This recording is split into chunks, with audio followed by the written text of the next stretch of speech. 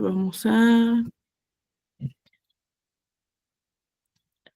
Ahora sí, chicos. Bueno, pues, bienvenidos a nuestra videosesión de nuestra materia Contexto Social, Político y Económico de México, correspondiente a, a la licenciatura de Administración y Comercio. Esta sería nuestra videosesión 4, Economía de México.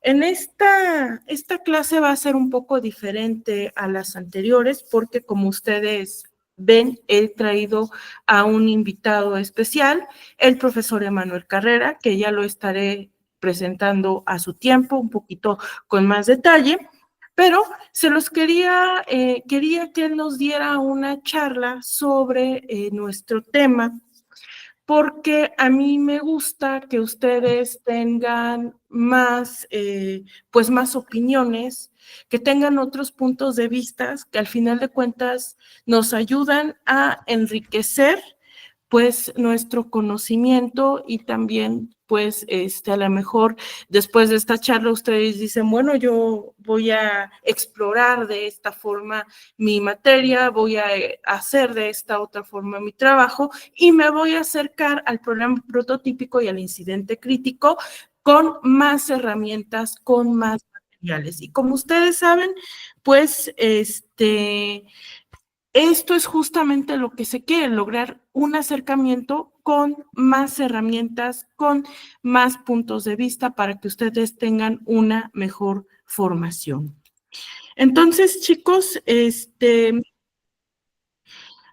rápidamente les voy a dar un tema introductorio, que es la importancia de la economía en la sociedad mexicana, y enseguida voy a dejar al profesor que nos dé la charla. Bueno, como todos ustedes saben, la gestión y la distribución de recursos van a generar en cada uno de los países ingresos, van a satisfacer ciertas necesidades y también van a permitir una determinada movilidad social. Por eso las empresas juegan un papel crucial en dicha movilidad social y en cubrir ciertas necesidades.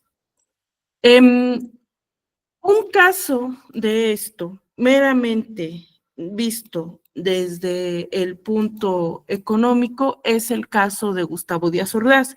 Gustavo Díaz Ordaz es un presidente bastante polémico en materia política y en materia social, pues es más recordado por su acción en 1968, pero esto lo vamos a dejar a un lado para centrarnos meramente en la política de los años 60 de México. Gustavo Díaz Ordaz continúa con el modelo económico estabilizador y bajo este esquema buscaba por sobre todas las cosas modernizar el país. Él implementa un programa de irrigación en el campo y expansión del mar a varios kilómetros mar adentro. Promueve derechos laborales y también un plan agrario integral. Este plan agrario funciona en ciertos estados que se imponen, pero en los que se ponen, pero desafortunadamente se descuidan otros lugares, ¿no?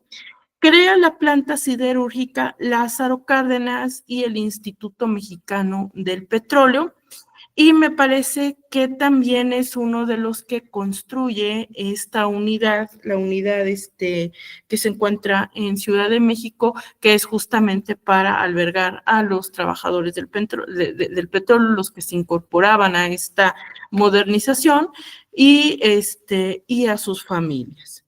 Luego tenemos al presidente Luis Echeverría Álvarez y la política económica que sigue, que es la de modernización del país, y crea el Consejo Nacional de Ciencia y Tecnología, y él le da un impulso a la burocracia porque con él las instituciones contratan más personal y además crea el Infonavit.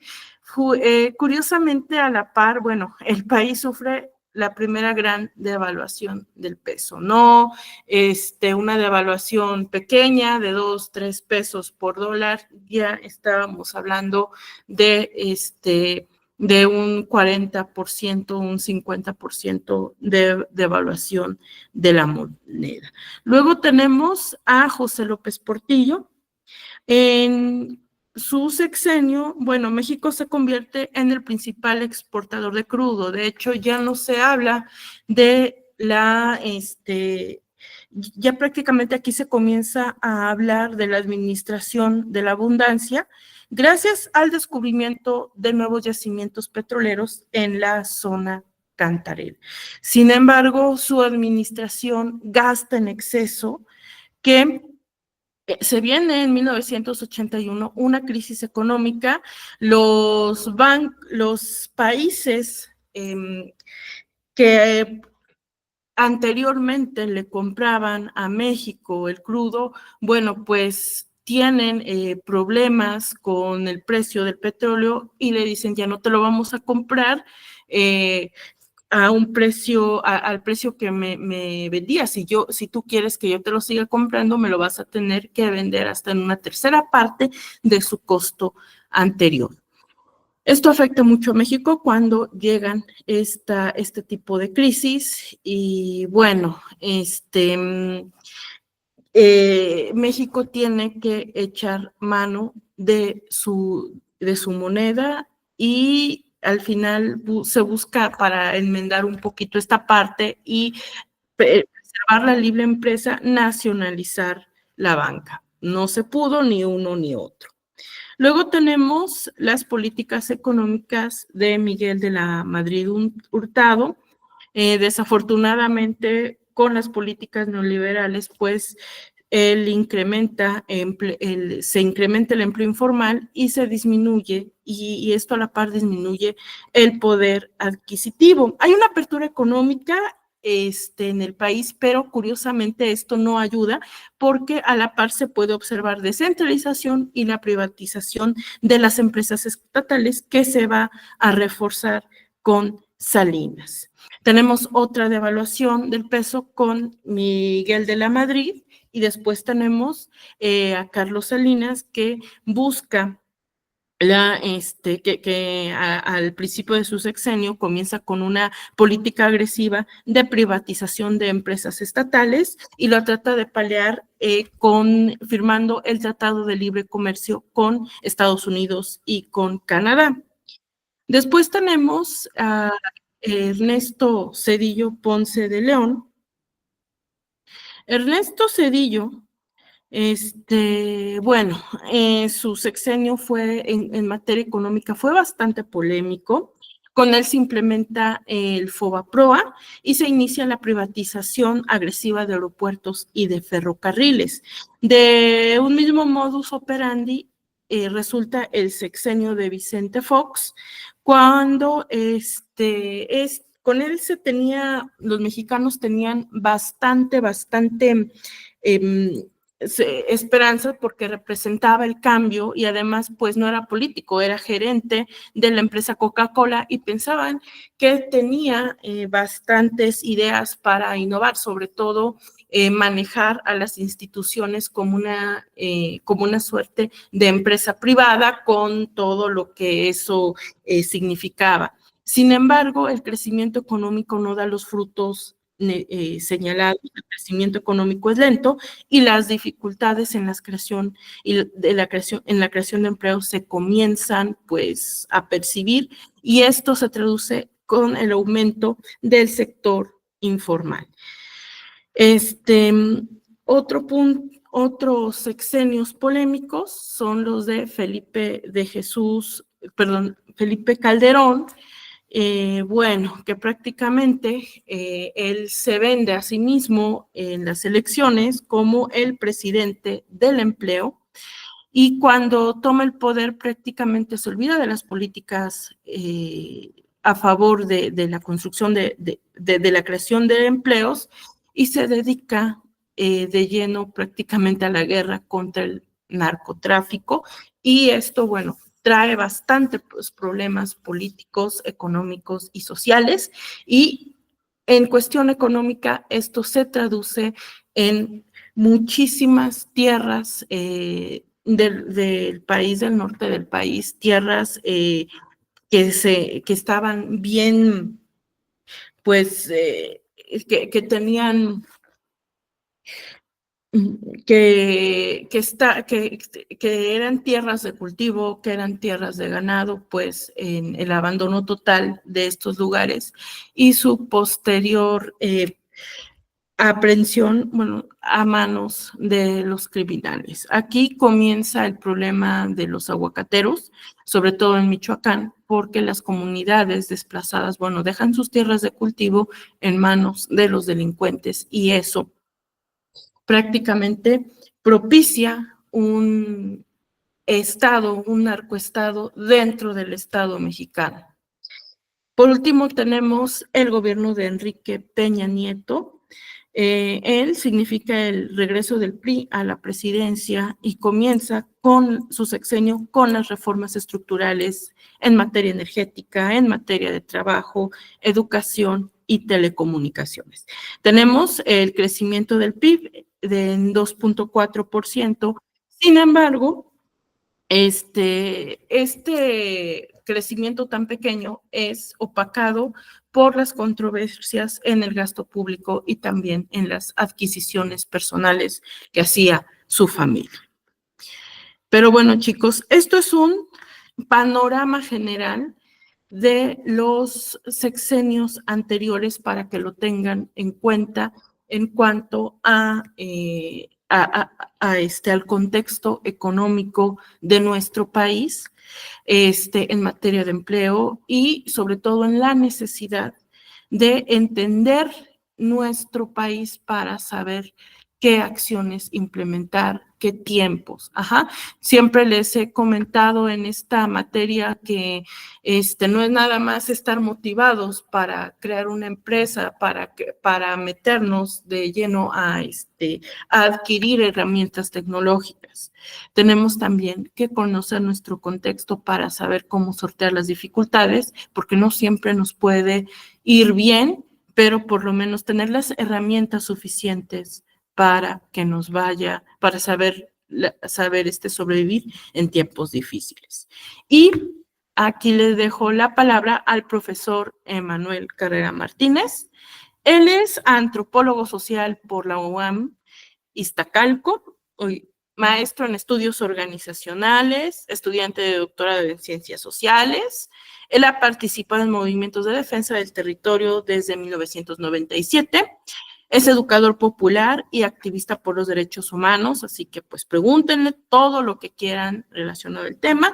Y bueno, sus temas de investigación son desigualdad social y desarrollo metropolitano. Obviamente todas estas políticas son transversales, tienen que ver con sus temas de investigación y bueno, con la charla que quiero que tengamos. Actualmente es profesor de la Universidad Rosario Castellanos en el sistema híbrido en la carrera de urbanismo y desarrollo metropolitano. Entonces, chicos, pues le dejo la palabra al profesor Emanuel. Adelante, profesor. Muchas gracias, Diana. Bueno, pues con mucho gusto de saludarlos y acompañarlos, agradeciendo la invitación a participar con ustedes, esperando que esta charla sea de gran utilidad. Me parece muy bueno y muy importante el haber tenido la oportunidad de escuchar esta introducción, porque yo tenía preparada una exposición un poquito distinta a la que creo que podríamos intentar hacer. Adelante, adelante con esa exposición. No, pero creo que sí me gustaría, bueno, hacer el esfuerzo. Tengo una presentación. Como lo que creo que voy a hacer es que voy a intentar irme rápido con la presentación para aterrizarlo porque en la presentación ya no me daba tiempo de ajustarlo a la Ciudad de México, pero por lo menos sí voy a intentar retomar sobre todo estas partes de lo que representa el proceso de desarrollo mexicano y si aterrizarlo en lo posible a la Ciudad de México para que esto pueda ser de mayor utilidad. Y ya en la parte final damos un espacio para platicar con el grupo. Entonces, voy a intentar compartir. eh, Nada más le doy aquí y creo que ya no va a haber problema, ¿verdad? Sí. Entonces, a ver cómo está. Mm,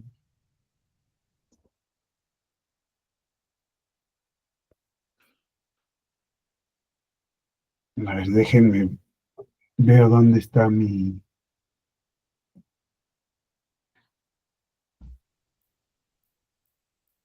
Ay, es que me pone muchas, pero no me pone la que necesito. A ver si... A ver. Bueno, si no, ahorita vemos, y si no, pues lo hacemos sin presentación. Dice presentar ahora. Si no, Sí, puedes pero irles lo dando la que introducción. pasa es que no me está dando o sea, de las opciones que me da, pues a lo mejor solo que, no, me está dando solo las opciones que tengo en las pestañas, pero no me da, ¿No te aparece la flechita presentar ahora? no me ofrece mi presentación. Me da muchas opciones de pantalla, pero ninguna es la que yo quiero. Voy a ver cómo le hago. A ver, vamos a ver. Eh, a ver, vamos a considerar esto. Denme medio segundo y ahorita lo resuelvo. Eh, bueno, mientras tanto, les voy comentando un poco de la presentación. Y esta presentación se titula, bueno, la conversación se titula Desigualdad y desempleo, una perspectiva histórica territorial. Y vamos, denme 2 segunditos, ahorita se los abro. No sé por qué. A estas cuestiones a las que nos tenemos que ajustar, ¿no? De que de repente pues la verdad es que las computadoras no, no son nuestro medio habitual de desarrollo y entonces aquí tenemos a veces algunas cuestiones, pero enseguidita les encuentro la manera de compartir. Ya me lo mandé, entonces yo creo que ahora sí ya me lo va a dar y me va a permitir hacerlo. Bueno, de forma muy rápida y para ir empezando y no perder demasiado tiempo en este proceso y no estar atenidos a que la computadora nos dé permiso de trabajar o no nos dé permiso de trabajar, vamos a hacer lo siguiente. Me gustaría empezar diciendo que cuando hablamos del trabajo y de lo que nosotros entendemos por trabajo, tenemos que tener en cuenta de forma muy importante que el trabajo es una realidad histórica, digamos, perdón, vamos de nuevo. A ver, cuando hablamos del empleo, la cuestión de empleo y desempleo nos llevan normalmente a la idea de trabajo. Sin embargo, empleo y trabajo no son la misma cosa, son dos conceptos completamente diferentes. Ahorita vamos a ver por qué. Aunque casi estoy seguro que la mayoría de quienes están conectados en este momento suelen asociarlos, o sea, utilizan indistintamente la palabra empleo como la palabra trabajo y la palabra trabajo como la palabra empleo. Vamos a ver a qué me refiero cuando digo que esto es un error. Bueno, el trabajo es una condición natural del ser humano. Nosotros como seres humanos hemos producido nuestra existencia misma, nuestra forma de ser humanos, proviene de nuestra capacidad de trabajar. Nosotros, a partir de la posibilidad de hacer conscientemente una transformación de la realidad, de plantearnos una situación donde tenemos algo a nuestro alcance y decidimos intervenir en ello a partir del conocimiento de su naturaleza, ya estamos frente a una situación a la que le vamos a poder llamar trabajo. Sin embargo, cuando hablamos de empleo, estamos hablando de algo, permítanme un segundo, porque esto, en lo que estoy intentando abrir, se organiza solo y nomás no me ayuda, además. Si gustas, envíame la presentación a mi WhatsApp y ahorita yo, No, yo si no la puedo descargar, mejor ya ni la presento, no hay problema. Porque de todos modos era una presentación que estaba pensada un poquito distinta de lo que vamos a terminar presentando. Entonces, y bueno, pues, porque no podemos estar todo el tiempo dependiendo de que la máquina nos dé permiso. Ahora ya no los encuentro, ya no sé dónde los tengo. Aquí estamos. Ok, bien, voy a hacer un nuevo intento por compartir y si a partir de ahí ya tenemos la posibilidad y si no, ya desechamos esa intención. No, no hay la posibilidad, entonces, bueno, ya, se las platico. Miren, lo primero que quiero establecer para poder hablar de desigualdad es la situación de trabajo y de empleo. Y quiero que quede bien claro que no son lo mismo, porque cuando hablamos de trabajo, estamos hablando de una condición natural del ser humano. Pero cuando hablamos de empleo, estamos hablando de una forma histórica del trabajo, es decir, una forma de trabajo que se da en un contexto determinado del desarrollo de los procesos de la sociedad y que además tiene por naturaleza en sí mismo el empleo una condición de desigualdad social. Entonces, allí ya nos va llevando a esta idea del tema precisamente que es desigualdad y desempleo. ¿Cuál es este fundamento? Cuando hablamos, por ejemplo, de un trabajo, que hablamos de una forma de transformación de la naturaleza para satisfacer una necesidad humana, yo les pediría que piensen ustedes en los grupos sociales más antiguos que conocemos, que son los grupos cazadores-recolectores, la forma más primitiva quizás de humanidad, donde la gente, eh, la sociedad son principalmente pequeños grupos de personas que se organizan de forma más o menos natural para poder llevar a cabo tareas que están vinculadas a su necesidad de supervivencia. Entonces, hay aparentemente una división del trabajo, pero es una división del trabajo muy sencilla, muy rudimentaria. Básicamente tiene que ver con las diferencias de cuerpos que permiten que por edad o por sexo se cumpla con cierta función para el grupo. Sin embargo, el trabajo de todos está destinado al beneficio del grupo y nadie trabaja para beneficio propio. Digo esto porque hay esta idea muchas veces muy ideológica, muy desarrollada en nuestra sociedad y que le voy a llamar incluso hasta religiosa, de que creemos que la situación de la especialización del trabajo y el intercambio mediante el trueque es la naturaleza de la sociedad. Y esto no es así, ¿no? Esto hay que decirlo tal cual, las sociedades primitivas poco o casi nada hacían realmente de trueque y sus necesidades, que eran muy sencillas, que era alimentación, vivienda, descanso, las resolvían prácticamente con el fruto de su trabajo cotidiano.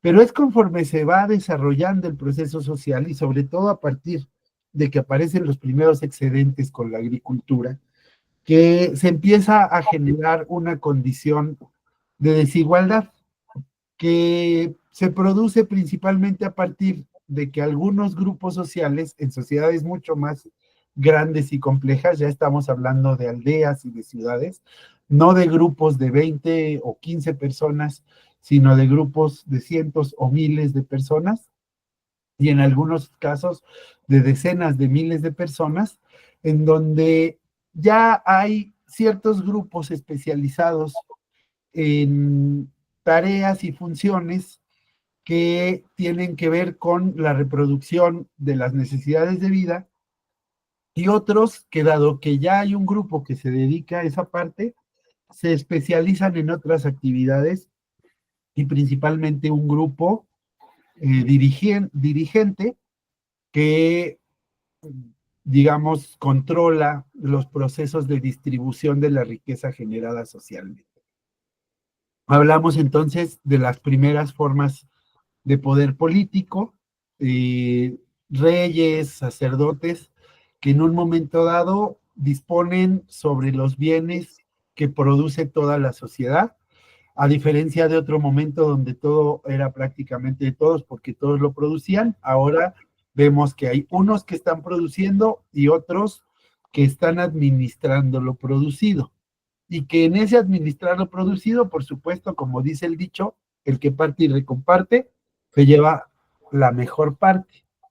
Entonces, vemos, por ejemplo, que aparece el trabajo esclavo, y aparece después el trabajo de gremios y de feudos, donde cierta clase social, cierto grupo social, tiene el control de la riqueza social, y normalmente lo que controla es eh, los medios a partir de los cuales se puede llevar a cabo la producción, o los medios de producción, es decir, la tierra, la infraestructura, el desarrollo de la maquinaria, y al mismo tiempo, por consecuencia, el trabajo de los grupos necesitados. ¿Qué pasa, por ejemplo, en el caso de la producción en los sistemas anteriores a la modernidad? Por ejemplo, el sistema feudal.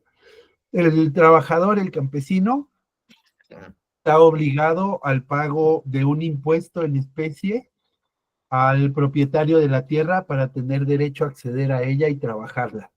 Asimismo, por ejemplo, los gremios, los agremiados a un artesano, deben el artesano pagar derecho a los feudales, y al mismo tiempo sus aprendices y oficiales rendir obediencia y contribuir con su trabajo a la hacienda del maestro.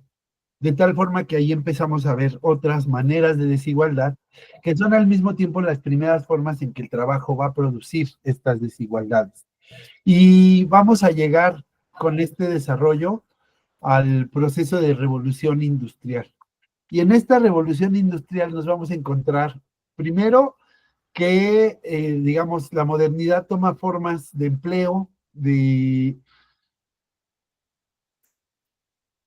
en donde ya o propiamente estamos hablando de este concepto del que estamos queriendo tratar el día de hoy, que es este de empleo. ¿Y a qué se refiere el empleo? Bueno, si durante el feudalismo el siervo estaba ligado a su tierra por obligación, y por obligación, digamos, de esta liga a la tierra, se veía también con la obligación de pagar impuestos al señor feudal, pero estaba produciendo su propia alimentación y su propio vestido y su propia vivienda a partir de su trabajo, y realmente vivía de su trabajo mientras que pagaba para trabajar. Cuando llegamos a la situación del empleo, y esto creo que les va a sonar a todos un poquito extraño, pero hay que tenerlo bien claro, y ahorita voy a explicar por qué, dejamos de vivir de nuestro trabajo y empezamos a vivir de intercambiar nuestro trabajo por un medio de circulación de la riqueza, que es el salario, el dinero, que nos permite entonces, a través ya no de nuestro trabajo, sino del mercado, adquirir los bienes y los recursos que necesitamos para nuestra subsistencia. Nuestro vestido, nuestro sustento, nuestra alimentación, nuestra vivienda, ya no están vinculados directamente a nuestro trabajo, ya no son fruto de nuestro trabajo, sino que son fruto de nuestra capacidad de compra en el mercado. Y solamente dado que esta capacidad de compra en el mercado está vinculada al trabajo, es que entonces podemos nosotros establecer esta relación entre el trabajo y nuestros medios de vida. Parece menor, pero es realmente importante porque, como vamos a ver un poquito más adelante, esto ha producido las más grandes desigualdades en la historia de la humanidad. Valdría la pena decir también que cuando surge esta forma de trabajo, se da un proceso allí. Yo les quisiera recomendar muchísimo un libro muy interesante, algunos a lo mejor ya lo conocen, otros no, La Gran Transformación de Karl Polanyi, que habla precisamente de este proceso histórico y lo describe con una metáfora muy interesante, que es el molino satánico. ¿A qué se refiere esto del molino satánico? Nos dice que en la historia de Inglaterra, antes del siglo XVIII, lo que encontrábamos era a grandes extensiones de trabajadores campesinos que producían su sustento, pero que a mediados del siglo XVIII se volvió mucho más rentable para los nobles la explotación de la lana. Y a diferencia de la agricultura, que requiere mucha fuerza de trabajo, el pastoreo requiere poca fuerza de trabajo y mucha extensión territorial. ¿Y qué es lo que sucede con la explotación de la lana? Pues que obviamente eso significa que todos los que antiguamente estaban dedicados a la tierra van a ser expulsados violentamente de ella, van a ser despojados. Habla incluso en algún momento, por ejemplo, de casos donde algunas personas son quemadas vivas dentro de su vivienda al resistirse a ser lanzados. Y una vez que quedan desprotegidos, desprovistos de su acceso a los medios de producción, no les queda de otra que migrar hacia las grandes ciudades, donde está surgiendo un nuevo proceso que se llama, al que vamos a llamar revolución industrial, donde se van a tener que colocar como fuerza de trabajo que va a vender su trabajo, su tiempo, para producir la riqueza de alguien más. Y es allí entonces donde entra este sistema de producción, donde a través de un salario tú puedes acceder a tus bienes, a tus medios de vida. Y este trabajo llega a ser tal que, como nos describe en este libro, eh, se, se modifican las leyes de la época, digamos, las leyes de una lógica más medieval, en donde los reyes y los nobles tenían cierta obligación de proveer a los necesitados por medio de la caridad y obviamente mal provistos, pero que tenían que hacer obras de caridad para dar a los necesitados, por una lógica donde incluso aparecen leyes que tal cual o sea, tal cual prohíben el trabajo, prohíben, perdón, la vagancia. Tenía yo en la presentación unas fotos que no les voy a poder mostrar, pero les voy a leer un poquito de lo que decía el pie de estas fotos, ¿no? Las fotos son digamos, personas obviamente andrajosas, que se ven débiles, se ven mal alimentadas, y dice, el motivo de la detención no es claro. ¿Robo? Entre interrogación, tal vez, aunque ninguno parece altamente peligroso como los fleteros de hoy. Estos tipos, a lo sumo, habrían cargado con un pan de una vitrina. Si nos ceñimos a la nota que dejó el autor de las fotos, que dice que se trató de una batida a estos 4 hombres, los debieron haber capturado por vagancia. Hay otro texto aquí, por ejemplo, para el caso mexicano. Este es de Colombia, Pero hay otro texto para el caso mexicano de John Kenneth Turner, a lo mejor muchos de ustedes lo conocen, México Bárbaro, donde habla también de estas leyes que prohibían la vagancia durante el porfiriato y que tenían como penalidad de la vagancia la entrega del vago, de la persona que estaba en condición de desempleo, a un hacendado en forma de trabajo obligatorio y que llevó precisamente a las condiciones del esclavismo en el porfiriato y de las tiendas de raya y de las grandes formas de explotación que llevaron a la Revolución Mexicana. Entonces, allí, digamos que este desarrollo del que estamos hablando, este proceso en donde se da esta gran transformación que convierte a los cuerpos de estos necesitados en máquinas de producir para la industria, que es por eso que le llama el molino satánico, lo que nos va a llevar es a encontrarnos con propiamente cómo se va a ir desarrollando este trabajo industrial y cuál va a ser sus consecuencias sociales. Y allí seguramente ustedes conocen, por ejemplo, a figuras como, como Taylor, el autor, el padre de la administración científica. Creo que hasta donde tengo entendido ustedes están estudiando administración, ¿es correcto? Sí, es la carrera de Administración y Comercio. Todos han oído hablar de Taylor y todos han oído hablar de Ford, ¿no? Seguramente habrán tenido la oportunidad de leer sobre la administración científica de Taylor. Y recordarán aquel ejercicio que hace para desarrollar su lógica de tiempos y movimientos, en la que impone a un trabajador que es poco capacitado un trabajo de mover, digamos, carbón con una pala de un sitio a otro, y entonces está analizando sus movimientos para identificar cuáles son los que llevan a la empresa a hacerse más productiva. Y finalmente logra definir y segmentar estos procesos de tal manera que alcanza un grado de especialización tal que el trabajador va a reproducir una misma actividad mecánica como si fuese una extensión de la máquina.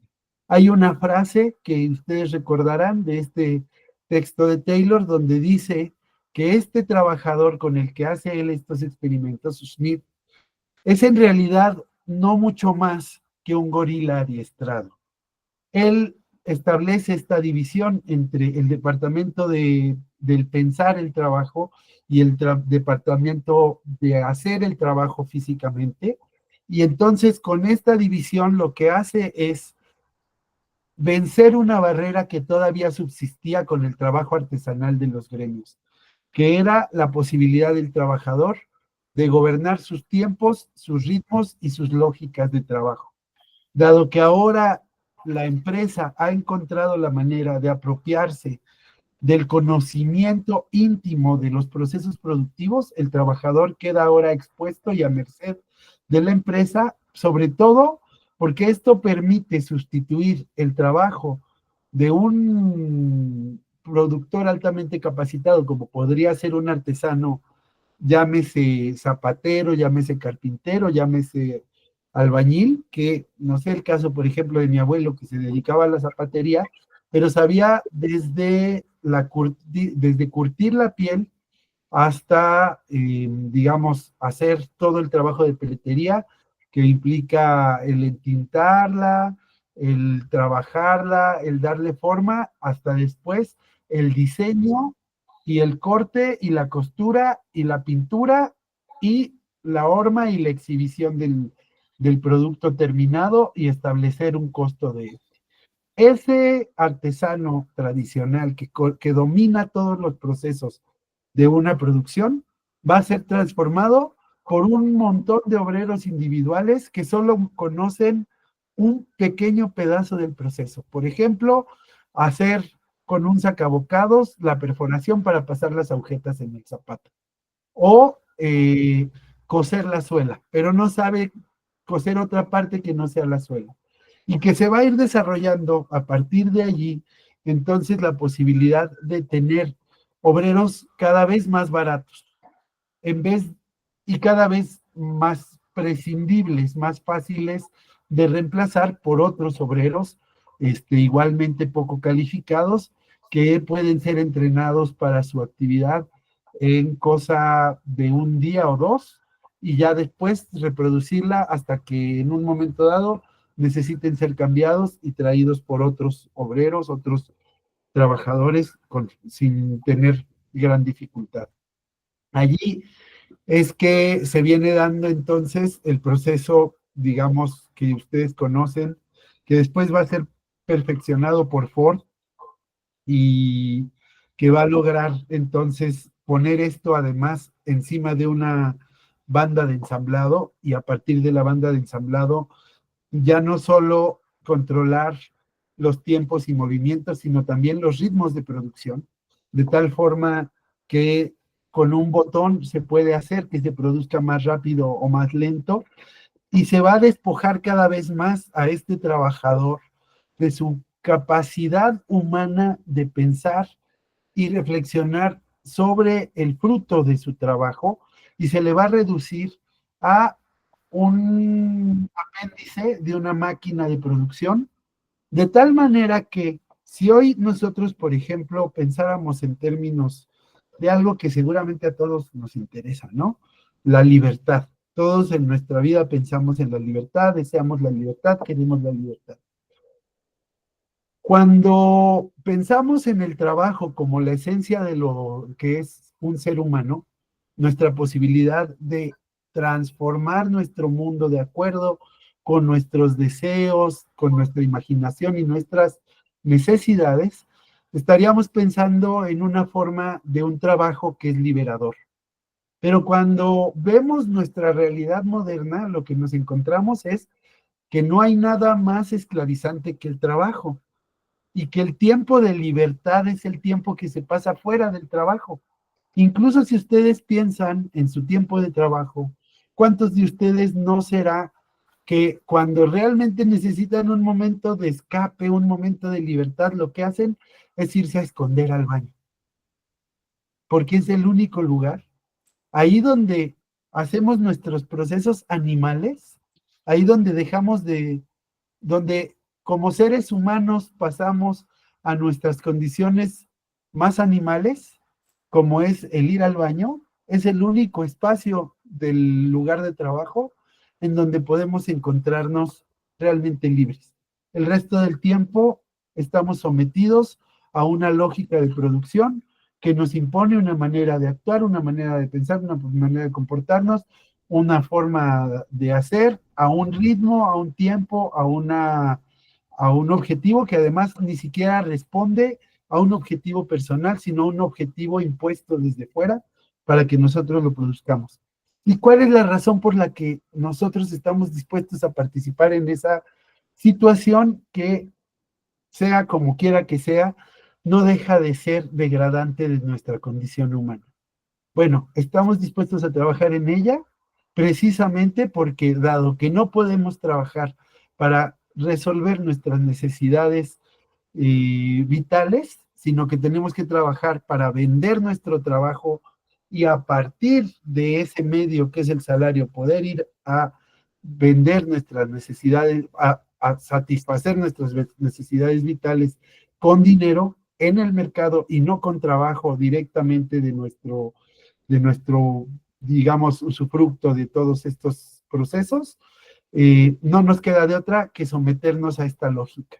Y es ahí entonces que estamos en la condición de tener que vender nuestra libertad.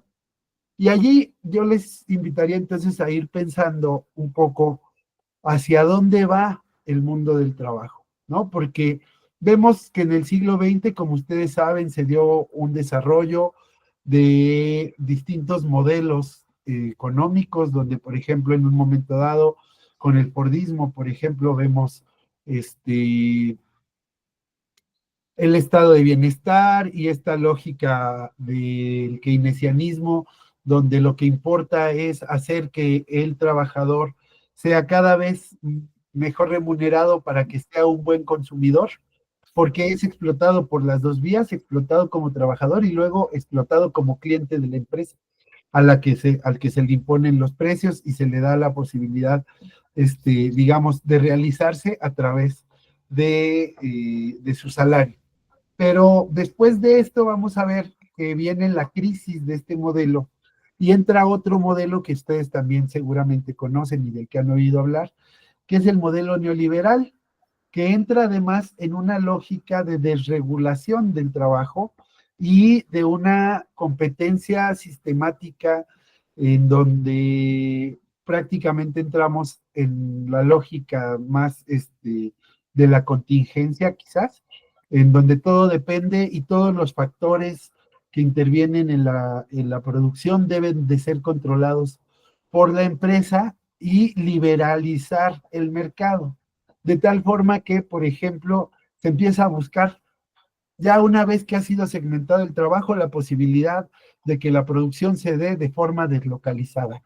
Mientras que un proceso se puede llevar a cabo en un país, el proceso siguiente se lleva en otro y en otro y en otro, y la materia prima viene de distintos lugares, y el capital tiene libre circulación por el mundo, pero en cambio la fuerza de trabajo no tiene libre circulación.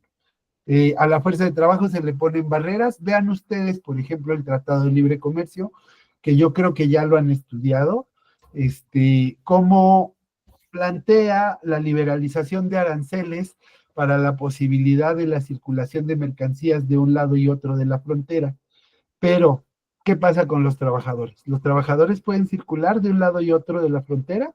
¿O los trabajadores están atados a un territorio y tienen prohibido circular de uno a otro? Precisamente porque eso permite controlar el precio de su fuerza de trabajo, para garantizar, por otro lado, el precio de la mercancía. Es decir, permite al capital, en este caso, movilizar sus recursos allí a donde le van a resultar más rentables, pero a cambio impide que la fuerza de trabajo se desplace porque allí donde está ubicada tiene un valor que es parte de lo que le va a garantizar su margen de ganancia. Entonces, tenemos allí, por ejemplo, las nuevas formas de organización del trabajo, que va desde estas, digamos, del just in time, que a lo mejor ustedes también ya han escuchado, el toyotismo, esta lógica de los inventarios planos y todo esto, que bajo un discurso de aumentar la productividad, en realidad lo que están haciendo es encontrar maneras de romper barreras para los derechos laborales y agudizar cada vez más la condición de precarización del empleo. De tal forma que ahora, por ejemplo, todas aquellas actividades no esenciales de una empresa y quien define qué son esenciales y qué no es el ápice estratégico. Todas aquellas actividades no esenciales van a ser transferidas a terceros, de tal manera que la empresa se desentiende de obligaciones para con sus empleados y, por otro lado, sí recibe todas las prestaciones en una dirección. Vean ustedes cómo se van dando los nuevos mecanismos de control del trabajo y de control de la producción y de control del mercado, donde, por ejemplo, vamos a pensar en el mercado de casi cualquier cosa que se merque por medios digitales o por medios telefónicos.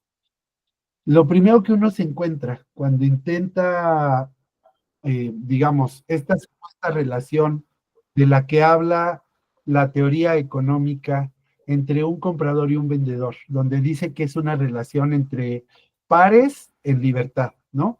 Uno vende, otro compra, los dos están en libertad, cada uno de ellos encuentra la mejor condición para acceder a bienes o servicios. Pero cuando va de un lado a otro, la relación es directa. La empresa, para vendernos, puede, por ejemplo, establecer una relación directa con nosotros, nos pide una serie de datos, nosotros los cargamos, hacen su cobro y nos entregan nuestro producto. Pero si nosotros quisiéramos hacer una aclaración con esa empresa, nos vamos a encontrar exactamente con lo contrario.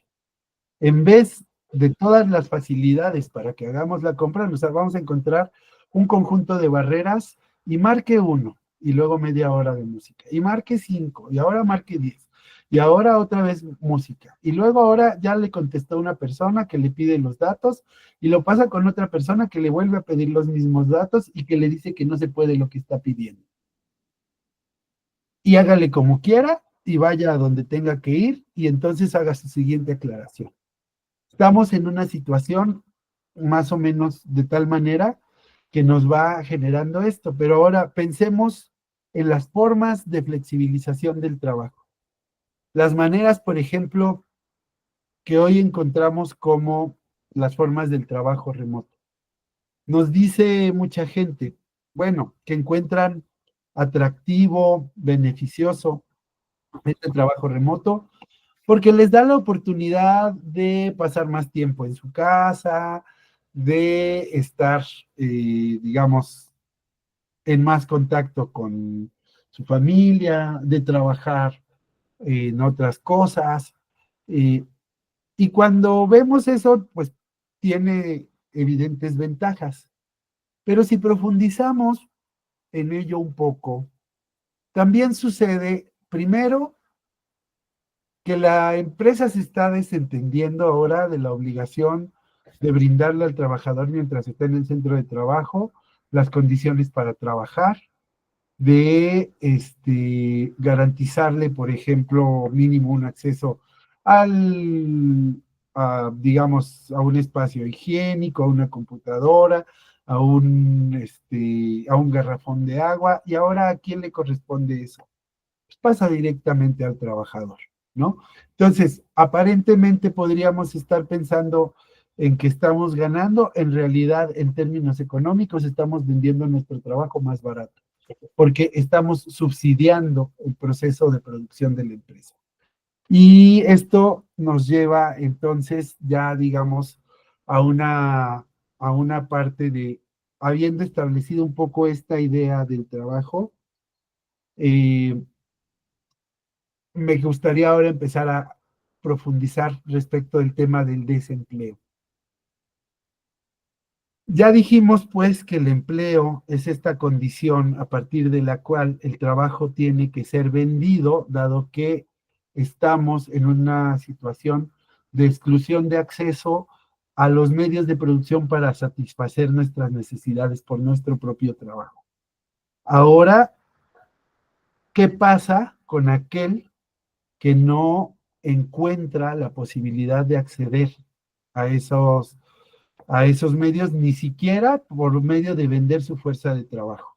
Aquel que, por ejemplo, dado que su fuerza de trabajo es considerada como de menos valor para las necesidades de la empresa, va a tener que enfrentarse de forma más cruel y despiadada con su condición de ser necesitado.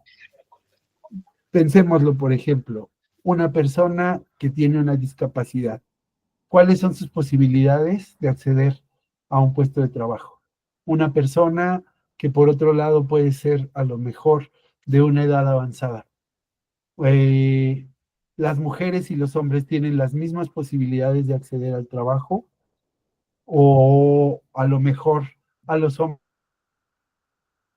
algunos roles porque no están obligados a cumplir después con una tarea doméstica que les impone el cuidado de una familia o etcétera, por una práctica doméstica, de una práctica social que es desigual en sí misma. O es la misma posibilidad que tiene acceder a un trabajo una persona inmigrante en un país extranjero que una persona local, porque piénsenlo bien ustedes, no tienen capacidades distintas, están en circunstancias distintas y están bajo un sistema discriminatorio que le da preferencias a unos frente a otros. Entonces, todos estos grupos que son fuerza de trabajo, que por situaciones sociales o por su condición de discapacidad o por lo que ustedes gusten y manden, son considerados como fuerza de trabajo de segunda calidad o de segunda mano, eh, van a enfrentarse a lo que vamos a llamar el mercado de reserva de la fuerza laboral. Cumplen una función en el sistema de explotación. Pareciera que no. O sea, uno podría decir, bueno, por lo menos no están siendo explotados. Esto no es tan cierto, porque ellos son, al final, precisamente porque el trabajo es reemplazable, quienes garantizan que el trabajo de aquellos que están en condiciones de ser empleados se mantenga barato, se mantenga a un precio económico. ¿Por qué? Porque hay fuerza de trabajo desempleada que me garantiza la posibilidad de que si tú no quieres lo que yo te estoy ofreciendo, se lo doy a otro. Y entonces te impongo una situación en donde pues vas a terminar aceptando lo que yo te dé. Y allí regresamos un poco a lo que nos exponía Diana hace unos momentos. Piensen ustedes, por ejemplo, en lo que significó durante el periodo de Carlos Salinas de Gortari y después de Ernesto Zedillo, la desaparición de los principales sindicatos del país. La privatización de Teléfonos de México se dio a través de una requisa, de un asalto armado del ejército mexicano a las instalaciones de la telefonía para negarle los derechos a los trabajadores. Pasó algo similar con otras empresas como podría ser la Ruta 100, que es el antecesor de lo que ustedes seguramente sí conocen como RT, o un proceso reciente del cual seguramente ustedes sí ya fueron testigos porque sé que son jóvenes en general, el trabajo, en el caso del Sindicato Mexicano de Electricistas con Luz y Fuerza del Centro. ¿Cómo fue que se dio este proceso? Los llevaron ya no a defender derechos laborales, sino a defender el derecho a trabajar, el derecho a acceder a un puesto de trabajo y a trabajar bajo las circunstancias que se te sean impuestas con tal de no caer en la situación de no poder cubrir ni siquiera tus necesidades más básicas. Entonces, todo esto, ¿a qué nos lleva? Cuando pensamos en términos de desigualdad y desempleo, lo que quiero yo enfatizar aquí con ustedes es esta situación a partir de la cual esta lógica de trabajo nos lleva a una forma muy naturalizada, muy normalizada, en la que solemos creer que el trabajo ha sido siempre así y que el objetivo de uno en la vida debe de ser aprender a ser más productivo para venderse mejor en el mercado. Y no nos permite cuestionarnos si este sistema es o no es injusto. Y allí les voy a dar entonces ya para ir terminando con esto, unas últimas ideas de hacia dónde va el proceso de la desigualdad y que aterrizan ya más en el tema territorial, que es por donde quizás no hubo ya más tiempo de extendernos, pero que me gustaría en algún momento, si ustedes tienen oportunidad, que se aproximen. Hay un informe de Oxfam que fue publicado en el 2023 que dice que es llamado Igualdad Climática para un Planeta para el 99%. Este informe nos dice un dato revelador. El 1% más rico de la población mundial genera la misma cantidad de emisiones de carbón que los 5,000 millones de personas que componen los 2/3 más pobres de la humanidad. ¿Qué tal? Estamos hablando de que 2/3 partes de la humanidad producen el mismo volumen de contaminación de gases de efecto invernadero que el 1% de la población mundial. Y esto, por ejemplo, repercute en situaciones que hacen, que ya están haciendo, de hecho, inhabitables zonas del planeta. Y ahí yo les quiero dejar una última reflexión. Hace más o menos un año en la licenciatura de Urbanismo y Desarrollo Metropolitano solemos organizar cada año algo a lo que le llamamos la Semana del Urbanismo, que es un ciclo de conferencias que dura toda una semana, conferencias, talleres, películas, que permiten dar como otros procesos de formación. Y hace un año se presentó un ingeniero que hablaba de la ingeniería para el fin del mundo. Y nos decía, por ejemplo, que ante el agravamiento de los fenómenos climáticos, lo que se requería era una ingeniería capaz de resolver los problemas cada vez más violentos de este mundo, porque era poco probable pensar en que estos pudieran ser resueltos a tiempo para evitar el colapso civilizatorio. Y que la lógica que tendría que haber detrás de esto era que, pues sí, efectivamente, dado que nos estábamos yendo todos, digamos, al despeñadero por nuestra irresponsabilidad ambiental, y pues tendríamos que hacer este proceso que pues inevitablemente significaría que aquellas sociedades, aquellas ciudades, países o aquellos grupos sociales que tuvieran para pagar una nueva ingeniería pensada para el apocalipsis, tendrían la posibilidad de vivir y sobrevivir. Mientras que para aquellos que no tuvieran esas condiciones, pues la misma selección natural tendría que hacer su proceso y dejar, digamos, a esas poblaciones este, que resuelvan las desgracias climáticas como mejor les funcione. Digo esto porque yo, una de las cosas que señalaba a partir de esa conferencia era cómo para este sistema capitalista resulta más fácil pensar el fin del mundo que el fin del modo de producción y explotación. Entonces, con eso les dejo ya nada más la última idea.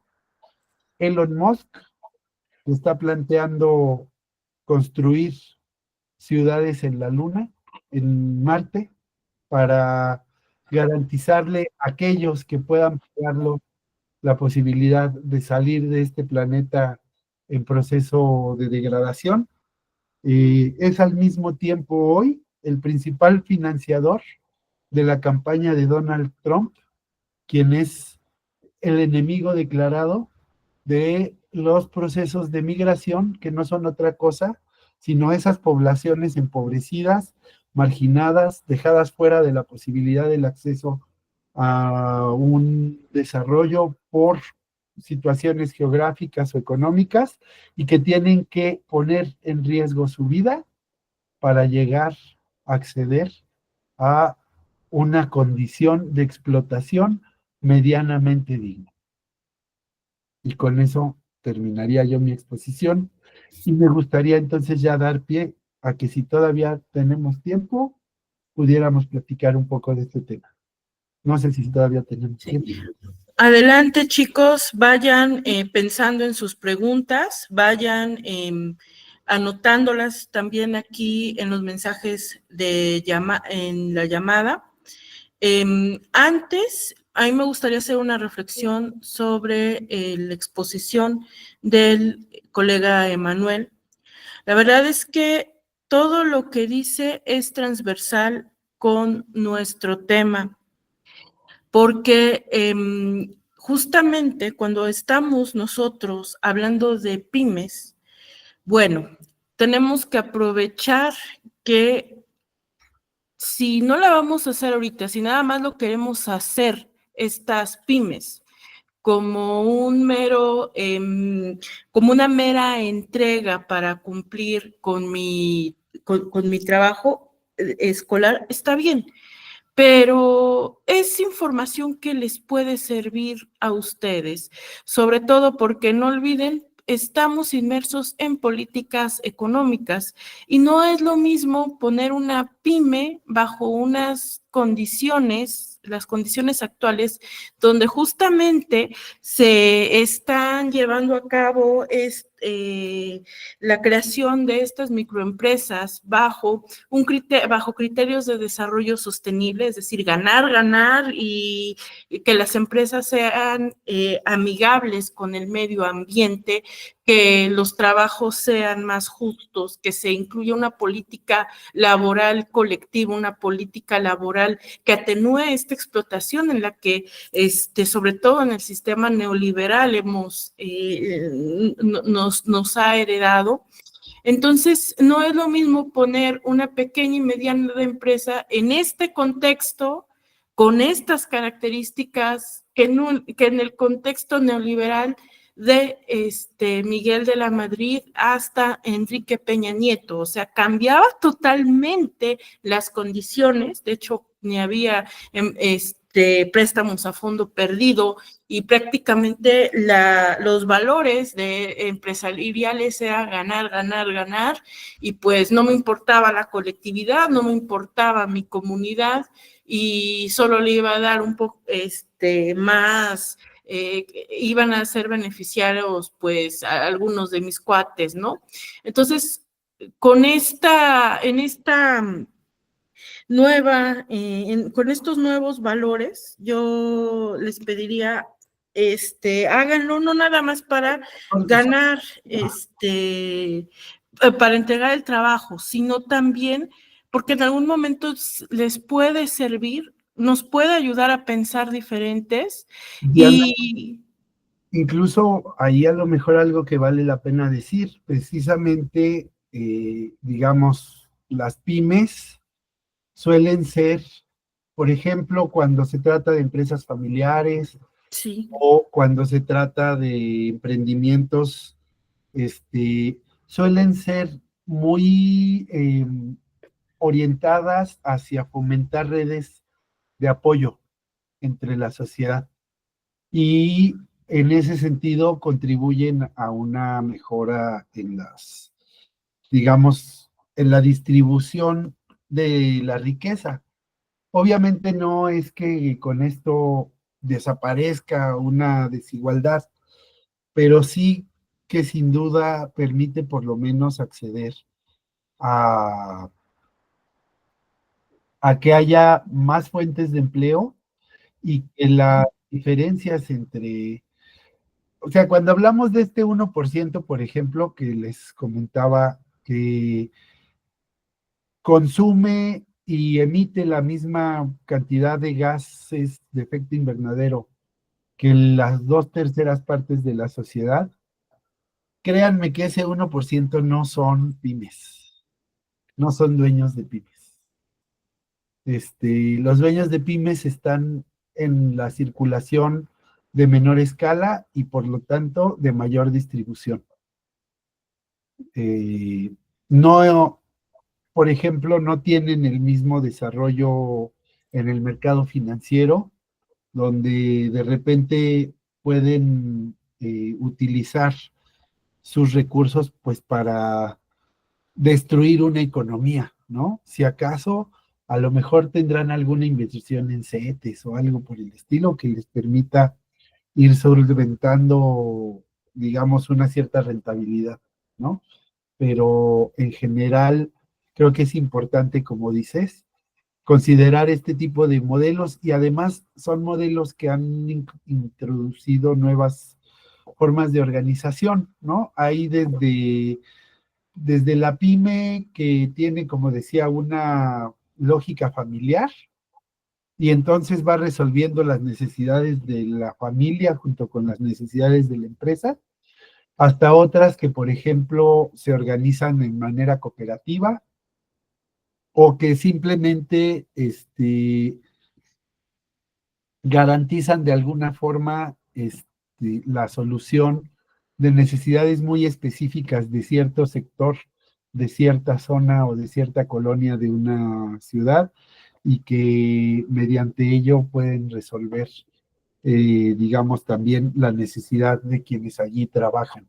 Entonces, yo también creo que esta lógica del modelo de pymes, por lo menos lo que permite es una mayor distribución del mercado, en vez de una gran concentración, como es lo que en realidad estamos viviendo actualmente, que es una concentración de la riqueza en muy pocas manos. Claro, y además genera empleos, apoya a la comunidad, ya sea de manera familiar o de manera comunal, y dependiendo también cómo vaya creciendo. Y nada más para añadir un punto, es que nosotros, ustedes como futuros administradores, si no es que muchos ya son administradores y ya son empresarios, siempre van a tener que estar checando esta parte del contexto político, económico y social para saber cómo moverse, cómo mantenerse a flote, ¿no? Había una empresa mexicana que vendía pulque. Entonces, ahorita no me acuerdo cómo es, pero es un ejemplo que viene muy ad hoc. Y la cabeza de familia supo que había ganado Trump cuando la primera vez que ganó. ¿Y qué dijo?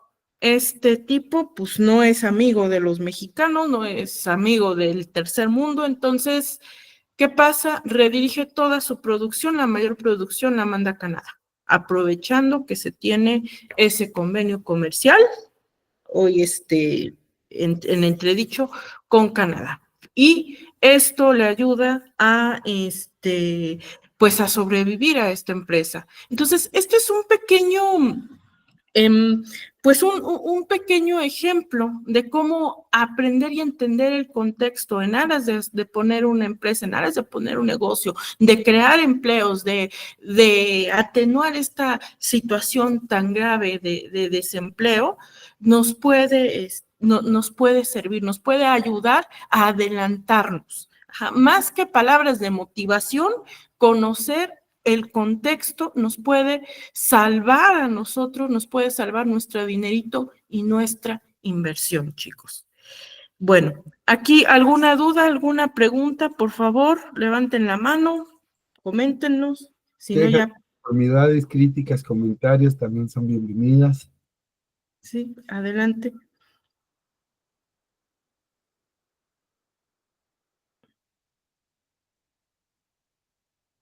Por allí ya hay una mano, no sé de dónde. Eduardo. Bueno, pues por lo que entendí de la clase o así, hablamos como de la diferencia de clases sociales, ¿no? Y como menciona usted, el 1% de la población mantiene toda la riqueza, ¿no? Es la que provoca mayor contaminación, ¿no? Y muchas de las veces la culpa ¿cómo se dice? La ponen sobre nosotros, ¿no? Sobre la clase trabajadora o el 99% de la clase social que resta, ¿no? Diciendo que nosotros somos los culpables de la contaminación, ¿no? No hace mucho hablábamos de los viajes de los millonarios, ¿no? De sus jets privados, ¿no? La gran Ujú. contaminación que llegan a provocar en sus viajes y cómo uno, pues, supuestamente quiere ayudar al ambiente, tal vez separando la basura o ayudando a recoger, no sé, sus desechos de manera más sustentable, ¿no? Pero pues luego nos damos cuenta que lo que hacemos es poco, o lo que contenemos es poco cuando lo comparamos con una persona rica, ¿no? Y como ustedes dicen, ¿no? O sea, es como actualmente cuando hablamos en un contexto de México, o sea, más local, nos referimos a esas clases, a esa clase rica, que en México representa muy poca gente rica, ¿no? O sea, muchos piensan que pertenecen a esa clase rica por tener como si fuera una microempresa, ¿no? Pero la realidad es que la gente rica, rica, rica, es muy poca en este país, ¿no? Y es muy poca la gente que de verdad tiene ese poder adquisitivo aquí y que es la que de verdad manda en este país. Sí, sí, así es. Va en ese sentido. Es cuando, por ejemplo, justamente, y creo que ya para acentuarlo en este tema de las pymes, que me parece interesante que lo aterricemos allí. Por supuesto, hay pymes de todo, y hay algunas pymes que pueden llegar a ser, digamos, muy exitosas sin dejar de ser pymes. Eh, pero en general son las más grandes empresas las que terminan monopolizando las condiciones generales de la producción. Eh, Y en ese sentido, la mayoría de las pymes parecieran ser empresas autónomas que se gobiernan solas, pero cuando uno hace un análisis real, vamos descubriendo que las condiciones del mercado las imponen otros y que hay un grupo que está mucho más allá de la posibilidad real de participar que tiene el resto de la población, está tomando las decisiones más importantes. Y en ese sentido, una de sus capacidades que tienen precisamente de hacer esto, pues es que controlan todo el mercado. Entonces, pues te pueden imponer lo que ellos quieran, ¿no? ¿Y qué pasa allí?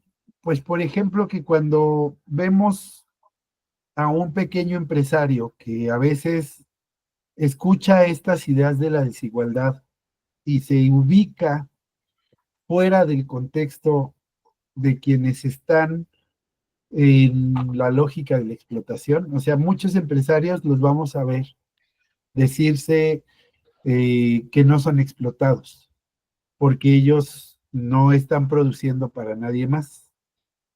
Pero cuando empiezas a investigar realmente a qué se dedican, te das cuenta de que los precios no los definen ellos, sino por un lado sus grandes proveedores y por el otro lado sus grandes clientes.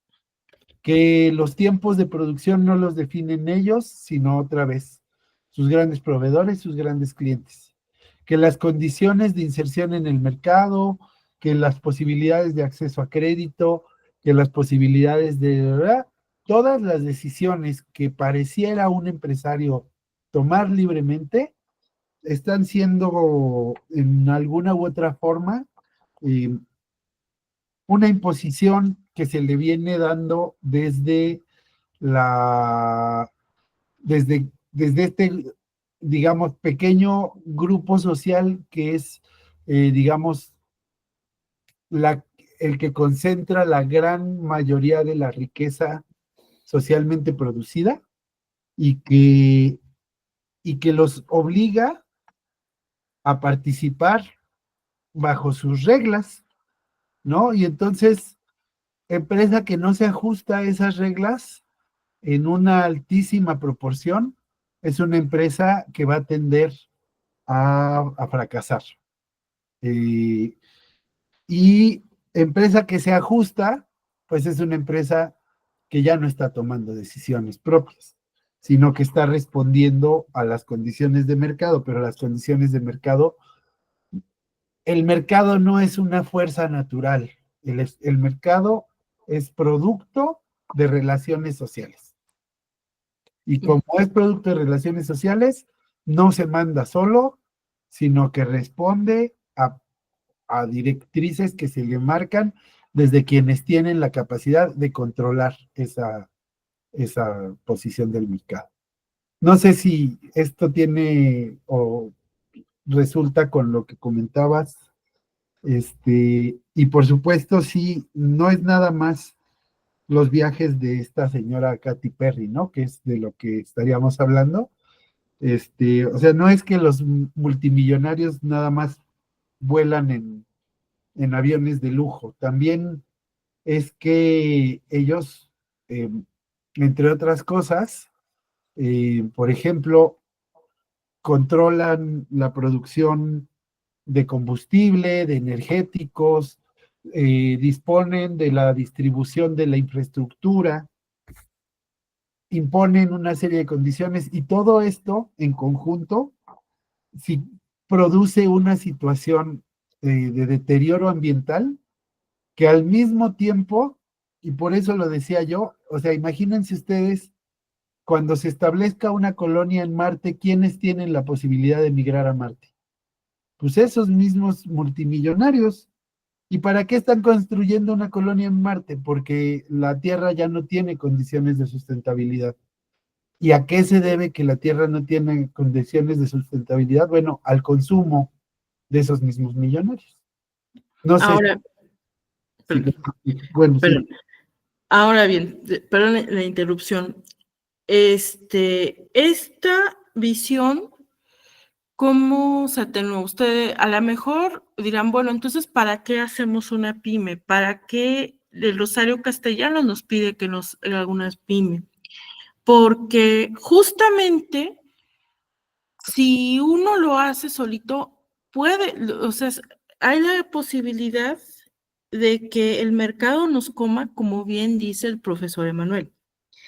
Sin embargo, si son varias personas las que se informan, si son varias personas las que empiezan a cambiar este sistema de producción, se va a obligar poco a poco a que los mecanismos del mercado se ajusten. Al final de cuentas, sí, todos estamos inmersos en un sistema de producción pues bastante agresivo, pero con estas herramientas se busca atenuar esta agresividad. Por lo menos, si voy a tener una pyme que me ayude a mí y a mi familia a subsistir, por lo menos sentirme a lo mejor un poco más dueño de mi tiempo, a lo mejor me permite ciertas libertades en lo social o a lo mejor ciertas libertades económicas. Las pymes en ese sentido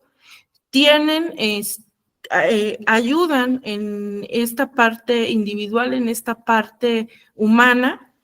Es como una especie de, nos puede ayudar un poco a contrarrestar estos efectos de este mercado, de este mercado tan agresivo. No quiero decir que sea mágico, pero en este sentido tenemos las herramientas, tenemos las políticas públicas actualmente a nuestro favor y creo que las podríamos aprovechar. Esto no quiere decir que sea fácil, pero siempre va a ser una opción. O sea, siempre va a ser una muy buena opción para que se puedan ustedes salir adelante y pues se pueda atenuar todas estas situaciones que estamos viendo, chicos.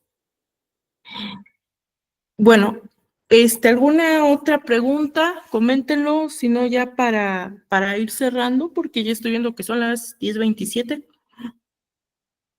¿A qué horas debíamos terminar? ¿A las 10?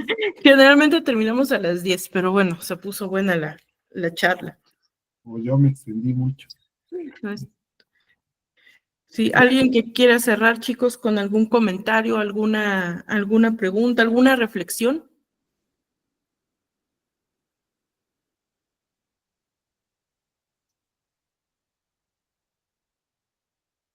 Jun, adelante. Hola, buenas noches. No, pues yo nada más les quería comentar algo respecto al ejemplo que puso el profesor de su familiar, no recuerdo qué era de él, de los zapateros. Bueno, pues yo soy enfermera general y pasó algo similar como que en la carrera, ya que yo solo estuve un año en hospital y ya de ahí me dediqué como al cuidado del paciente en su propia casa.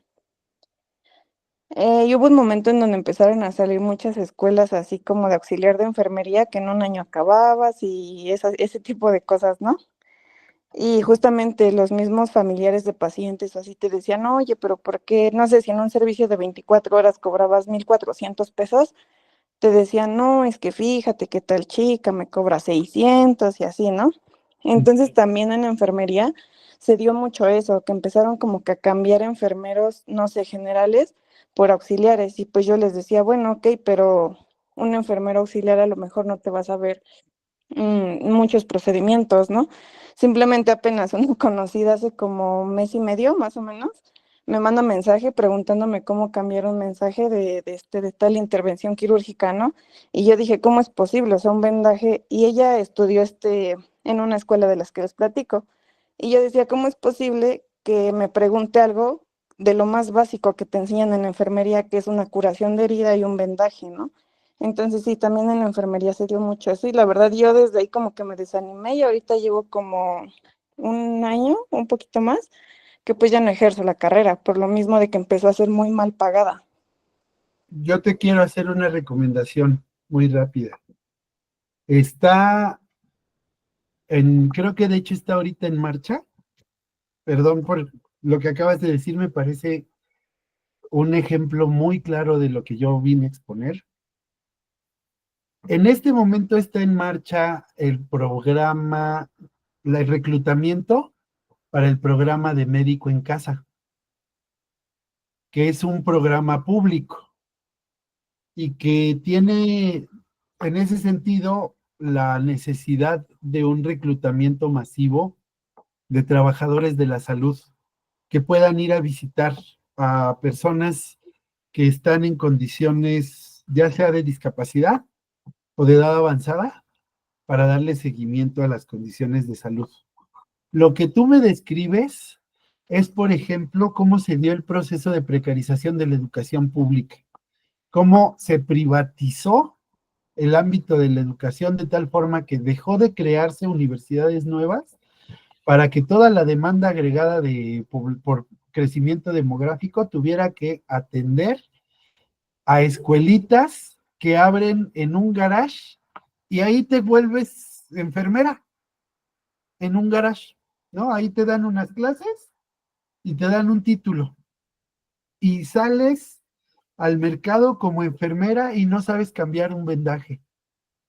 Entonces, ahorita, por ejemplo, Rosario Castellanos va dirigida precisamente a cambiar ese mercado de educación como si fuera mercancía por una educación como derecho que nos permita realmente garantizar esto. Y pasa con la Universidad de la Salud, pero también pasa con este programa. Yo te quisiera recomendar ahí a lo mejor, si has considerado, ver las convocatorias que están presentando para reclutamiento de médico en casa.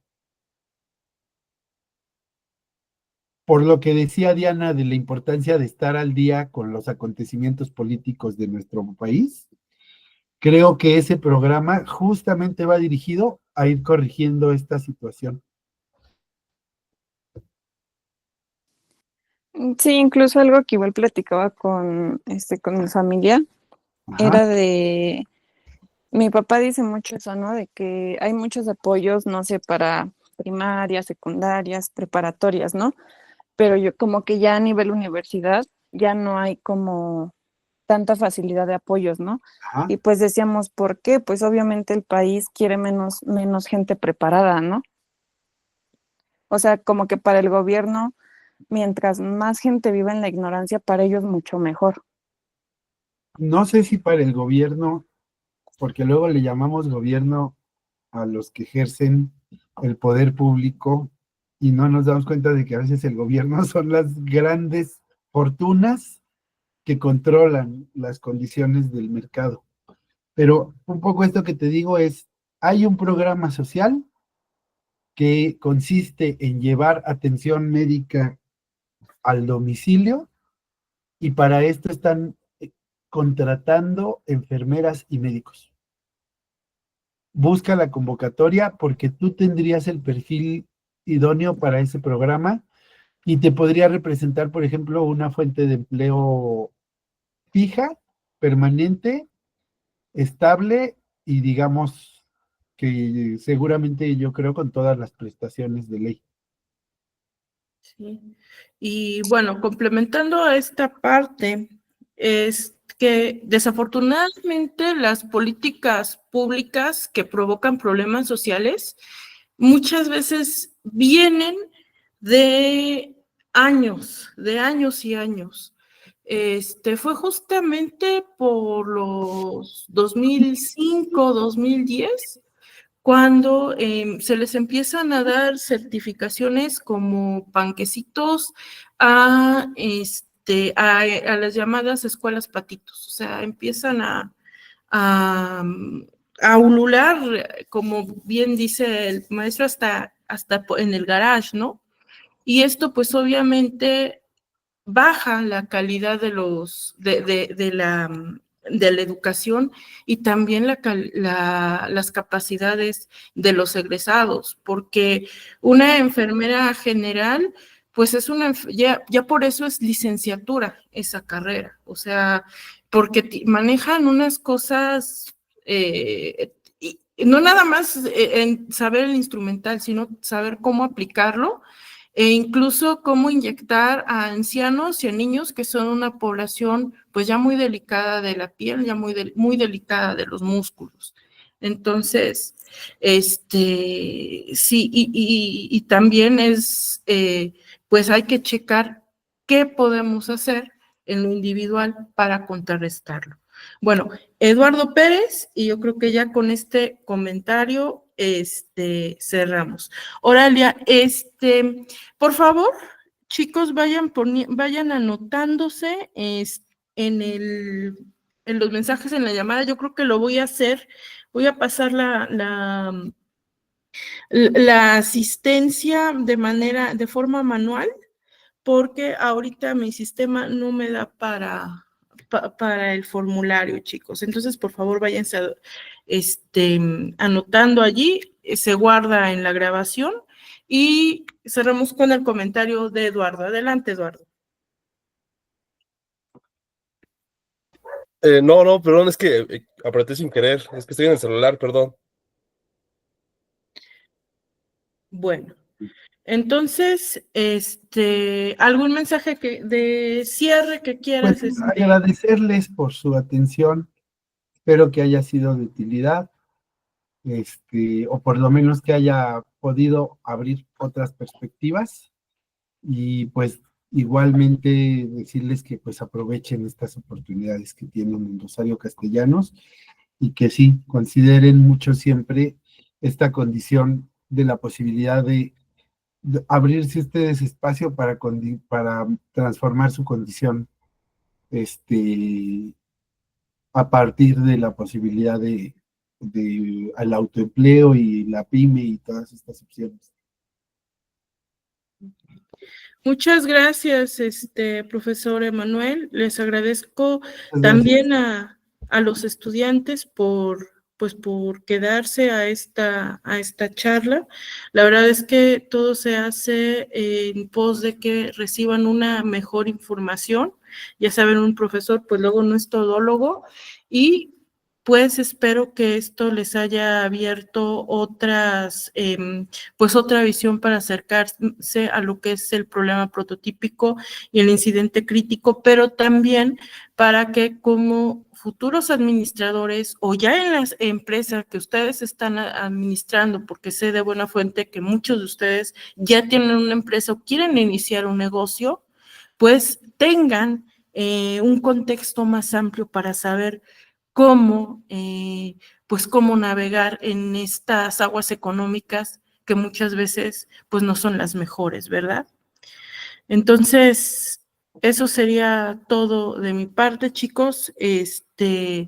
Pues espero que ya se hayan dejado de anotar. De todas maneras, aquí se guardan su asistencia, y pues que tengan una bonita noche, y pues vámonos a todos a dormir, a descansar, que pues ya